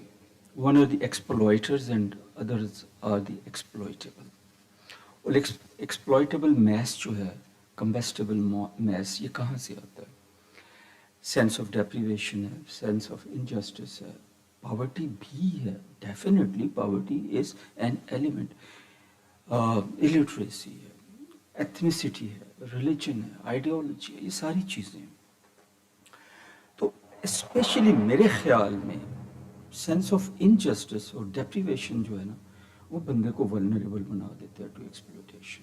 If I have a good house, میری بیوی ہے, بچے ہیں, سارا کچھ ہے, میرے کھانے کے لیے ایزیلی میرا سارا کچھ ہوتا ہے, تو وائی وڈ آئی گیٹ کل دا پیپل. موسٹلی پھر ہم ایکسپلائٹ نہیں ہو سکتے. کہیں کہیں پہ آئیڈیالوجی, ایتھنیسٹی, ریلیجن, وہ چیزیں آ جاتی ہیں, بدل آ جاتا ہے, یہ چیزیں آ جاتی ہیں. بٹ آف کورس اس کے بغیر میرے خیال میں ٹھیک نہیں ہوگا جب تک جتنے بھی ملک میں ہماری یوتھ ہے, جو بچے ہیں, بچیاں ہیں, جو ولنریبل جس میس کی ہم بات کرتے ہیں, جب تک وہ انٹیگریٹ نہیں ہوں گے سوسائٹی میں, they do not become part of the gains and losses of the state, تو وہ تب تک جو ہے ولنریبل رہیں گے. فار ایگزامپل میں سی پیک کی ہمیشہ ایگزامپل دیتا ہوں. Chinese are being attacked here and there, in Balochistan, in Fata and other places, in GB, even in Karachi. If there is a boy or girl is part of the CPAC project and he or she is earning from that, or uska bread and butter, will they attack it? I think there are chances kam ho jayenge. Last point ہے alternative to madrasas. میں اپنے شہباز شریف صاحب کی بات کی, long time back I had a discussion with him. He was a chief minister and he was then erecting these Danish schools. تو میں نے ان کو اس وقت کہا تھا کہ دیکھیں پرابلم ہمارا یہ کہ بچے بہت ہو جاتے ہیں, غربت ہے, آپ بچوں کو پال نہیں سکتے, پیرنٹ جا کے بچے جمع کرا دیتے ہیں, یہ لڑکیوں والے مدرسے میں جمع کرا دو, وہ لڑکوں والے میں کرا دو. Why? Because they can't feed them, can't bring them up. اور ان کو جب اسٹائپینڈ بھی ملتا ہے, کھانا پینا بھی ملتا ہے, کپڑے بھی مل جاتے ہیں, ساتھ ایجوکیشن بھی, اور ان کو کنونس کیا جاتا ہے کہ ان کو پڑھا رہے ہیں. But the only vocation they know is to become a maulvi. جب تک آلٹرنیٹیو ٹو مدرسہ اریکٹ نہیں ہوگا. فار ایگزامپل دیر از اے مدرسہ اور اس کے سامنے ایک دانش اسکول یا فلانا اسکول یا پاکستان اسکول بنا ہوا ہے, جس میں لیونگ اس سے اچھی ہے, جس میں تعلیم اس سے اچھی ہے, ڈگری اس سے اچھی ہے, تو کیوں نہیں لوگ ادھر اپنے بچوں کو بھیجیں گے. لاسٹ پوائنٹ اباؤٹ مدرسہ جامعہ حفظہ, میرا پرسنل ایکسپیرینس کچھ ڈاکٹر راشد نے بھی شیئر کیا. وہ جو پلیٹ فارم تھا نا ملنے کے لیے, اس کی ہائٹ اس طرح ہوتی ہے, لڑکی اوپر ہوتی ہے, باپ بھائی نیچے ہوتا ہے جو ملنے آتا ہے. تو he can hardly see maybe her face and all that. They can not actually be at one level and talk to each other and see each other completely. اور ملنا جلنا بھی پرابلم ہے. I had a class fellow, she runs a think tank, now will not name. انہوں نے اپنی بہن کو کہیں پتہ نہیں کیسے ہوا وہ جامعہ حفصہ میں ڈل گئی. اسٹوری شی نیریٹڈ بڑی لمبی ہے, I will not go into the detail ڈیٹیل. She had a male teacher, a young boy from Afghanistan. ٹھیک, اور پنشمنٹ کیا ہوتی تھی اس کی کہ وہ کہتے تھے کہ جی اچھا تمہیں سبق نہیں آتا ہے تو کرسی کے ساتھ اس کے بال باندھ دیے. تو بال وہ لڑکا ٹائی کرتا تو 70 کدھر گیا, وہ پردہ کدھر گیا. ٹھیک, اور جب انہوں نے کمپلین کیا کہ فیملی نے, تو انہوں نے کہا جی he is one of the best teacher, sorry ہم چینج نہیں کر سکتے. So it took them lots of effort to get that girl out from there, get her treated, rehabilitated psychologically and all that. اور اندر کا جو حال تھا وہ یہ ہے, اور ابھی بھی شاید ایسا ہی ہوگا. No newspaper, no television, no contact with the outside world. اخبار پبلش ہوتا ہے تو وہ انٹرنل ہے, اور جو ساؤنڈ سسٹم پہ چیزیں اناؤنس ہوتی ہیں وہ وہی چیزیں جو آپ کہہ رہے ہیں وہ لکھی ہوئی ہیں, پڑھی ہوئی ہیں. غازی صاحب کے لیکچر ہیں, بڑے کے چھوٹے کے, and so on so forth. سو انڈوکٹرینیشن, غریب بچے ہیں, مجبوری تھی, پہنچا دیے کہ جیسے ان کو بڑا کریں گے ویسا ہو جائیں گے. تو اسٹیٹ کی ریسپانسبلٹی یہاں پہ آتی ہے کہ اس کو الٹرنیٹیو دو نا. State gives the alternative. تو بہت ساری ناٹ اونلی حفظہ, باقی اور جگہوں پہ بھی ہوگا. مدرسہ اچھے کام بھی بہت کر رہے ہیں, فائدہ بھی بڑا ہو رہا ہے. They are actually the NGOs who are taking over the state's responsibility کہ یتیموں کو یا غریبوں کو پال رہے ہیں. Coming back again, thank you so much, Dr. Saab. And once again, we are willing, we are there to share and share podium, share our place, share our intellectual efforts in propagating, in improving, in implementing of the new policy. Dr. Shivana, thank you so much, ma'am. Doctor صاحب آپ کا بہت شکریہ, آپ نے بڑی اچھی باتیں اپنی شیئر کی ہمارے ساتھ. سب سے زیادہ شکریہ مہم کا جو بولی نہیں ہے, لیکن she is the woman behind the whole effort. اور ہم کہتے ہیں نا man behind the gun, she is woman behind the gun. اچھا, دی ٹائم از لیس. اچھا نہیں, پھر بھی ہم آپ کو آخر میں 2-3 منٹ دیتے ہیں. And doctor Musarrat, you are doing a wonderful job and I 100% agree with you کہ جو والنٹری ریہیبلیٹیشن, ری انٹیگریشن ہے وہ مزیدار ہے. زبردستی کی جب آپ کریں گے تو ہو سکتا ہے بندہ کہہ کہ چلو ان کو خوش کرنے کے لیے میں لکھ بھی ویسا دوں, بول بھی ویسا دوں, تاکہ جان تو چھوٹے میری یہاں سے, باہر نکل کے اپنی مرضی کروں گا. Thank you everyone whoever participated in this. And question answer کے لیے دورانی صاحب کے لیے ڈاکٹر راشد نے جو پوائنٹس دیے, thank you so much. God bless you all and we are very grateful. Thank you. Thank you, sir. I would like to invite our speakers and the president to present them with a souvenir. Okay.